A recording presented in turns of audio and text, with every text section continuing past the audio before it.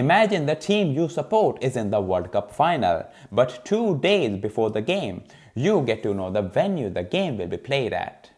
Sounds irrational, right? Well, that's exactly what's happening with the sport's biggest rivalry, the one between India and Pakistan. A rivalry that once united billions through cricket. But as mutual distrust grows and terrorist threat looms, these games have been increasingly rare. The latest example, the Champions Trophy, meant to be Pakistan's moment to showcase its safe image to international cricket, will now be split into two nations.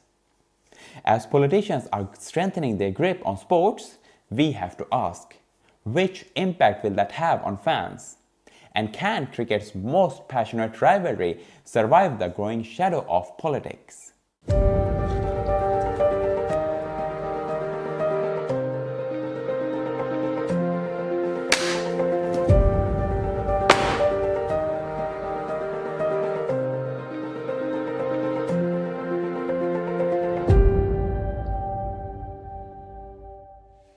What is the first thing that strikes your mind when I say the biggest rivalries in sports? You may think of Barcelona Real Madrid, Argentina Brazil, Liverpool Man United, or maybe Boston Celtics LA Lakers. But there is one more to the list that has broken a bunch of records in recent times. It's India versus Pakistan. This could be the moment. This is the moment. And all of Pakistan will celebrate, as will these two young men out there. Kohli goes down the ground. Kohli goes out of the ground. The crowd goes wild when you need a wicket to pull it back. What have you got, Nawaz? Ashwin goes over. Clears the infield. India win a famous win. These two cricket powerhouses are set to meet again at the Champions Trophy in February. But the lead up to this tournament has been anything but smooth. It has been a prolonged saga ever since it was announced that Pakistan would be the host. They immediately raised concerns about India's potential refusal to participate. And indeed, that was the case. Because last month, India announced that they won't travel to Pakistan citing security concerns. Since then, black clouds have surrounded the cricket fraternity regarding the consequences of India's absence and the financial loss their non-appearance would eventually result in. After intense negotiations between the ICC, the BCCI and the PCB, they have found a compromise. India will play their matches at a neutral venue in UAE. But there is a twist in the tale. Pakistan hasn't come out empty-handed from this deal. In return, they will play in the upcoming ICC tournaments hosted by India in neutral venues. And this decision is applicable for all the tournaments arranged by the ICC between 2024 and 2027. While this decision might satisfy the cricket boards and the Indian politicians, the real losers here are the fans.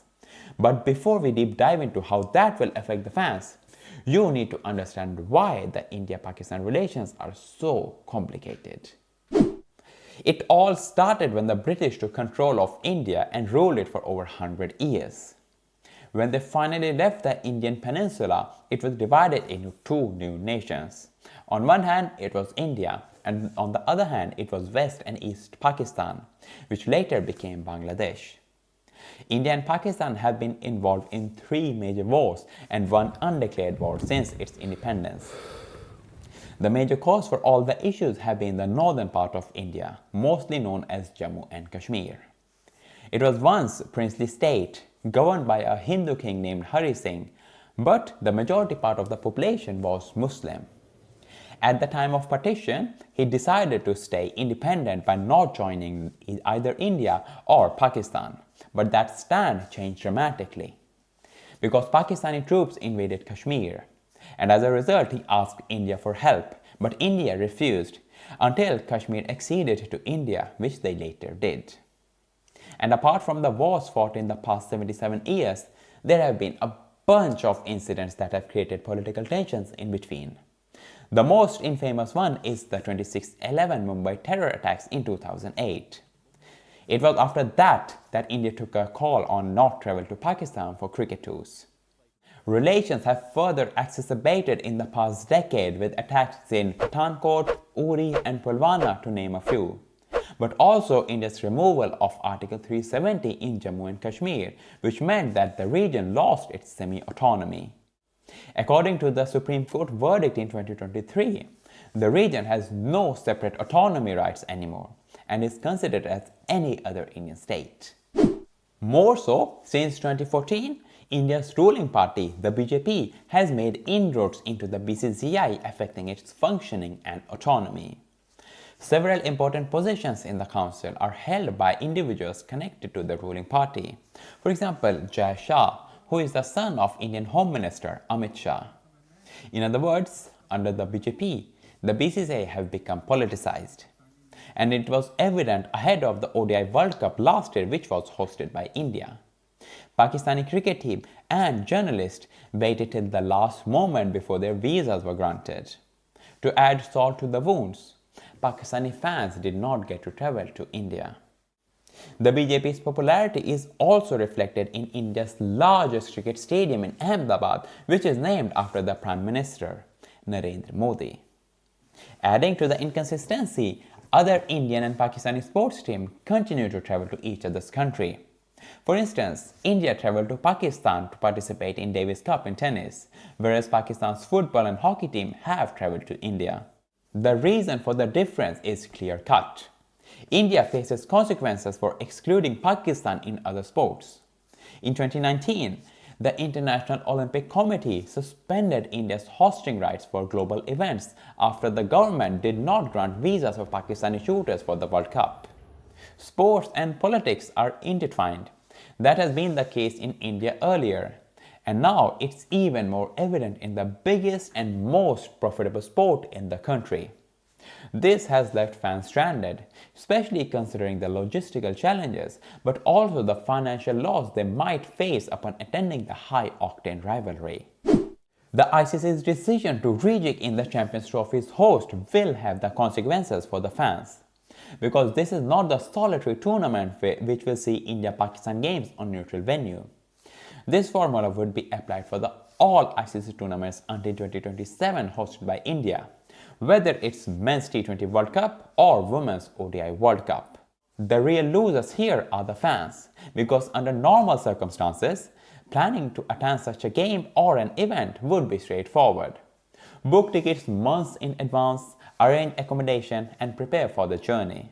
But now, since the venue might not be decided until the last days, the financial burden becomes particularly heavy. Last-minute international flights can cost 3 to 4 times more. Hotels near cricket ground often inflate their prices in such scenarios. And imagine trying to secure time off work when you can't even tell your employer which dates you will need to be off until the last moment. But the most overlooked aspect is the mental toll this uncertainty takes on fans. The pressure of not knowing where you need to travel, constantly checking for updates and making backup plans. For many, this mental pressure might make them question whether attempting to attend these matches is worth the emotional and financial strain.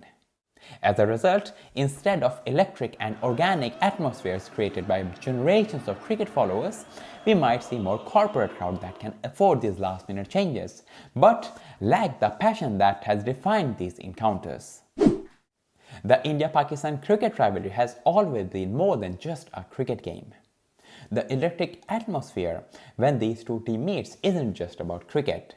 It's about millions of fans who share a pure cricketing sporting moment. But as politics strengthen their grip on cricket, we might risk losing something precious. Very, very precious. Because when we make it increasingly difficult for ordinary fans to attend these matches, we are not changing the logistics of a sporting event.